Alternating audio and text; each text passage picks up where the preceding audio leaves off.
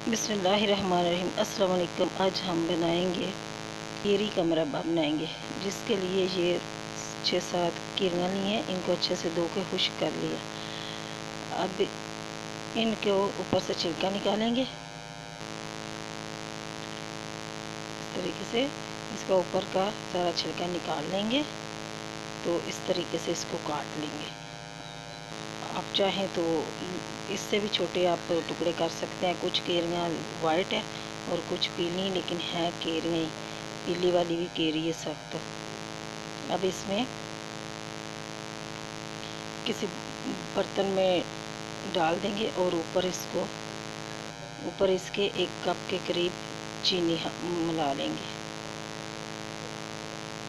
और इसको ओवरनाइट के लिए रख देंगे।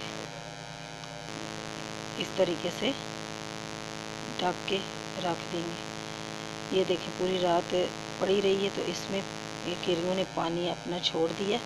अब हम इन्हीं पानी में ये गला लेंगे केरियाँ। हल्की आंच पे इसको रख देंगे 10 से 15 मिनट के लिए। तो ये केरियाँ हमारी गल जाएंगी और ये बहुत ही प्यारा मुरब्बा बन जाएगा। आप चाहें तो इसमें थोड़ा सा ज़र्दा कलर मिला लीजिएगा, या ऐसे ही बहुत ही मज़ेदार मुरब्बा।